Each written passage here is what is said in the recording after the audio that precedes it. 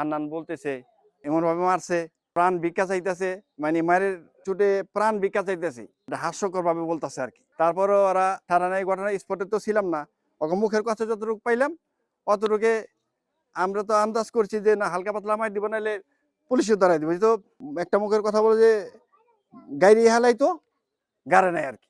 বোরহানো আসলো, ওই হান্নানো আসলো, হান্নানের মুখ দিয়ে এই কথাটা বেরিয়েছে। আইনে যা সুষ্ঠু বিচার হয় এটা দেখে যাতে পরবর্তীতে অন্য কোনো লোকজন এই ধরনের অপরাধ না করে, আইন তার নিজের হাতে তুলে না নেয়।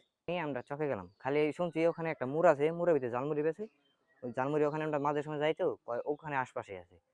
পরে 5 ফোনে নামলাম, ফ্লাশ যায় আইতে বেলা তো কিছু দেখান যায় না, কোনো মানুষজন নাই, তো পুরোটা নিশ্চব জায়গা। আমাকে খালি জানছি এই জায়গার ভিতরে ডাক পালাতে কোনো সারা শব্দ নেই। আমরা ওখান দিয়ে সব জায়গায় ফ্লাশ দিয়ে 10-15 মিনিট খোঁজার পরে এদিকে একজন আসছে, এদিক তাও হেন্দা নামছে, পরে দৌড় কি দেখান যায়। পরে দৌড় পারে আমরা সবাই দৌড় পারে এখান দিয়ে আসছি, এখান দিয়ে আইসে পরে আমরা 3 জন খারাইছি জায়গায়, আর নাইরো এখানে খারাইছি। পরে দেখি শিশু আইনে, পরে হ্যাঁ হাত পাও এমনি মুচড়ানো ছিল, ওখান দিয়ে পাও দূরে ওখান ছিল, মাথাটা দিক ছিল। পরে যে গেলাম কাকা আসেননি, পরে সে এখান থেকে যেমকে খালি কোনো মতো টাউস দিছে, বুঝাইলো আমার পাও ইটা চলতেছে, মানে নাসি। পরে তাকে কই নগদ উঠাই যাবো, এখানে আমরা রিক্সা রাখছি, এখানে রিক্সায় উঠাইতে উঠাইতে পরে অ্যাম্বুলেন্স চলে আসছি ওখানে। পরে বলে কি আমার হাত ধরিস না, কোনো মতো খালি গুঙ্গায় বলছে আমার হাতটা ধরিস না, মানে হাতে শরীর পুরা ব্যথা, তো খালি হাতটা ধরিস না, খালি মাজারা ধরবো, আমি খালি বোঝাইছে মাজারা। পরে মাজারা ধরে আমরা কোনো মতো উঠাইছি, উঠাইতে ওখানে অ্যাম্বুলেন্স এসে পড়ছে। অ্যাম্বুলেন্স আস্তে আস্তে সব মানুষজন আবার জড়ো হয়ে গেছে। আমার জামাই আসবো বলে আমরা রাস্তায় যাই দাঁড়াইছি, যে আউগায় একটু আমদার তো জায়গায় কি একটু আসো এদিকে। হ্যাঁ সে যায় দাঁড়াইছি, 3টা হুন্ডা আইলো, 6 জন মানুষ, 3টা হুন্ডা আইলো, আয়া ওদিকে গেল গা, হুন্ডা হেনে রাইকা গেল ওদিক আবার আসলো, আইসা বললো যে আমার এক জগ পানি দিলাম পরে নিয়ে গেল। তারপরে আমরা আইসা বললাম, ওই দোকানে রাইখা গেছে, ওদিকে বাসায় দেওয়া যায় না, রাস্তায় রাইখা গেছে। সকালে যায় দেখি জগটা ওই জায়গায়, বাস এই পর্যন্ত দেখছি আমরা, চেহারা দিয়ে নেই, ওই জায়গায় আন্দার, দোকান বন্ধ ছিল। রাত 9টার দিকে আমার কাছে একটা ফোন আসে, বলে যে ওরে মাইরে বাইন্ধে রাখা হয়েছে। তো আমরা মনে করছি হালকা পাতলা হয়তো মার দিছে হয়তো, এই জন্য। পরে আমার স্বাস্থ্য ভাই গেছে, স্বাস্থ্য ভাই যে দেখে যে না ওরে এমন মারাই মারছে, মানে বাঁচার কায়দা নাই। হাত পাও ভাঙ্গে মনে করেন টেটা দিয়ে মুখের মধ্যে পারাইছে, এই চাপাটি দিয়ে মাথায় কুবাইছে, আর এই গিরা গুড়াই গেলি সব ছোটাই মোটাই হেলাইছে, এমনকি হাতের রক্তটাও কাটছে।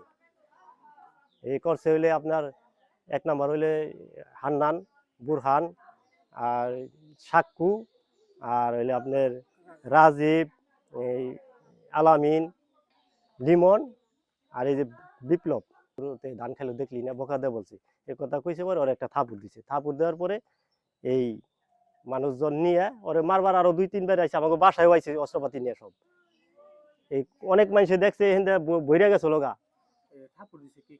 মিঠুন থাপুর দিছিল ওই যে ওই লোকের, যে লোকের ধান খাইছিল, গাইল দিছে, এই জন্য থাপুর দিছে। থাপুর দেওয়ার পরে এই যে এলাকার মানুষ আরো গুন্টা পান্ডা ভাড়া করে এই যে এইভাবে মার দিছে। মার ছিল আপনার দুর্গাপুর থেকে কামারখোলা রুটে যাওয়ার ওই মাঝখানে।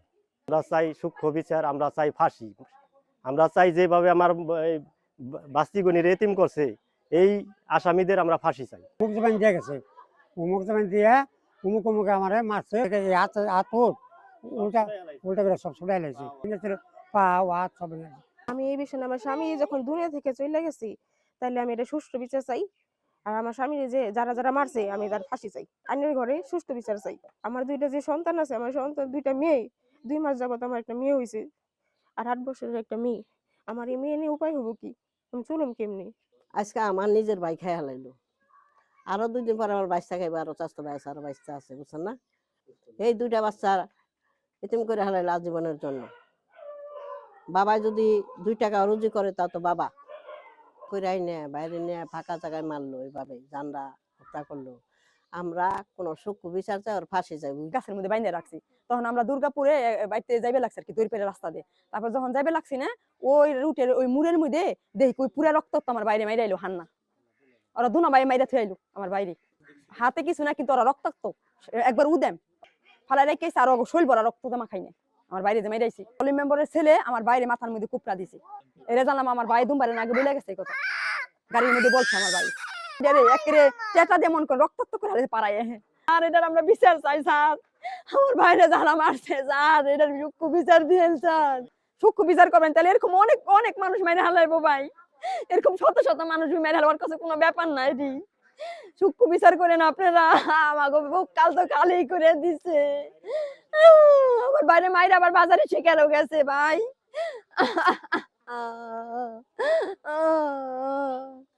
ভাই আমরা বিচার চাই, আমার দুইটা বাচ্চা এতিম হয়ে গেছে গা ভাই, এভাবে কেউ মানে কোন আমার ভাইরে যারা মারছে আমরা ফাঁসি চাই, ফাঁসি দিবেন সরকারের যেন এটাই করে। তাহলে এরকম শত শত মার বুক খালি হয়ে যাবো, শত শত মার বুক খালি হয়ে যাবো আমার ভাইয়ের মতো। আমার ভাই কোনো অপরাধ করে নাই, কেমনে মাইরা লাইলো সাধারণ ঘাস ঘাস নিয়ে। আল্লাহ এটা খুব খারাপ লেগেছে, জঘন্য লেগেছে যখন আমাদের বলতেছিল যেমনি মারছে অমনি মারছে, এটা আমরা কোনোভাবে মাইনে নিতে পারিনি। পরক্ষণে সেই কথা বলে চলে যায় ওইখান থেকে, লোকবলের সামনে থেকে চলে যায়। তখন আমরা আস্তে আস্তে এই যোগাযোগ সবার এলাকাবাসী এক জায়গায় হয় যায় ই করে। এটা তো হুট করে রাতের অবস্থা, আমরা তো জানি না এত বড় ঘটনা ঘটাইছে তাই বলতেছি, কিন্তু আমরা পরক্ষণে তার রোগীর সামনাসামনি আমরা কেউ ছিলাম না। এরকম তুচ্ছ ঘটনাকে কেন্দ্র করে যেন আমাদের এই দোহার নবাবগঞ্জে আর কোনো সন্তানের এতিম না হতে হয়, আর কোনো সন্তানের বাবার যেন জীবন না যায়, এরকম ঘটনা যেন পুনরাবৃত্তি না ঘটে আমরা প্রশাসনের আগেই প্রশাসনের আশ্রয় নিব।